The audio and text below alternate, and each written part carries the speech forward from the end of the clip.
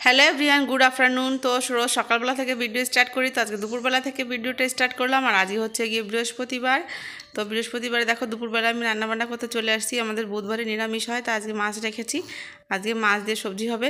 তো এর মধ্যে আমি মাছ দিচ্ছি না, লাউ শাক। এটা লাউ শাক ভালো করে কেটে ধুয়ে রেখে দিয়েছি। এবার এটা ভাপা করব আমি।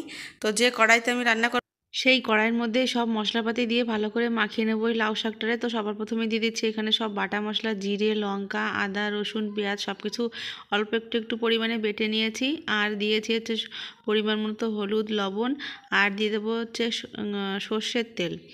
এই সব কটা জিনিস দিয়ে ভালো করে মাখিয়ে নেব। হাত দিয়ে চটকে চটকে একবার মেখে নিতে হবে ভালো করে, তাহলে স্বাদটা বেশি ভালো আসে। তো এই যে আমি মাখিয়ে নিচ্ছি এখন। তো মাখানোর পরে তারপরে হাত ধোয়া যে অল্প একটু জল রেখেছি, হাতটা ধুয়ে বাটিতে করে যে অল্প একটু জল, সেই জলটুকু এর মধ্যে আর কি দিয়ে দিচ্ছি। আর কোনো জল এক্সট্রা ব্যবহার করতে হবে না। এবার এটাকে আমি লো টু মিডিয়ামে আঁচে 10 মিনিট মতো রাখবো। 10 মিনিটের মধ্যে এর থেকে একটু জল বেরাবে, তারপরে একদম মিডিয়াম আঁচ করে দেবো, তারপরে একটু জল শুকিয়ে যাবে। এরকম করে করে আমি পুরো রান্নাটা করে নিই, তারপরে তোমাদের দেখাচ্ছি আবার। তো দেখো গাইজ, আমার রান্নাটা কমপ্লিট হয়ে গেছে। এখন এই যে হালকা হালকা জল আছে, এটা শুকিয়ে যাবে, তো রান্নাটা পুরো কমপ্লিট হয়ে যাবে। আর এই দেখো ডাঁটাটাও পুরো সুন্দরভাবে গলে গেছে। এই রান্নাটা করতে পুরো 20 থেকে 25 মিনিট লেগেছে আমার। আর একদিকে দেখো আমি মাছের ঝোল বানাচ্ছি, কারণ রূপে সেই দিয়ে খাবে না তাই। আর ওর খাবারে একটু মশলাপাতি হলে বেশি ভালো ভাত খায় ও। তো স্কুল থেকে আসার পরে যদি একটু মশলা দিয়ে দিই না, তাহলে কষিয়ে খেয়ে নেয়। তো এই যে শাক, এই যে মাছের ঝোল, আর এই যে কলার মোচা। কলার মোচাটা আমার যা দিয়ে গেছে খাওয়ার জন্য। কলার মোচাটা খুব টেস্টি হয়েছিল খেতে।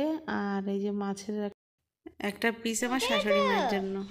ঘুম থেকে উঠে উঠে খেলে করছো? হ্যাঁ, কার সঙ্গে খেলে করো তুমি? বাবান, তুমি তোমার ফেভারিট দিব্যার সাথে খেলা করছো? তোমার দিব্যা গুড বয় কই রে? আমার গুড বয়টা কই রে? একটু ভাত খাবা? চলো আমি রিশুকে অল্প কটা খাইয়ে দিই, তারপরে আবার দেখা হচ্ছে। ওই দেখো, দেখতে দেখতে ভোট হয়ে গেলো। এখন আর একদমই থাকে না, চিত হয়ে শুয়ে সবসময় ভোট হয়ে যায়। ভোট হয়ে গেছে। উই বাবালে, উই বাবালে, উই বাবালে। চলো ভাত খাবো। তো রিশুর একটা কাজ দেখা, ওর কাকি একবার এই মুখে দিয়ে একবার টেনে দেখিয়েছে ওকে, ও তুরন্ত শিখে গেছে এই জিনিসটা করা। তো বারবার মুখের মধ্যে ঢুকাচ্ছে, এরকম জোরে জোরে টানছে বাইরের দিকে। দেখো কত জোরে জোরে টানছে বাইরের দিকে। আর নতুন নতুন দাঁত আসছে, তো সব কিছু একদম খিচমিচিয়ে কামড়াতে চায় আর কি। কীরকম করে, সেই ঝাঁকে দিয়ে ওঠে গা, ওর গালে একটা আঙুল দিলে ভীষণই করে এখন কামড়ানোর জন্য। আর যে জিনিস পায় তাই খালি মুখে দেবে, আর তাই নিয়ে কামড়াকামড়ি করবে।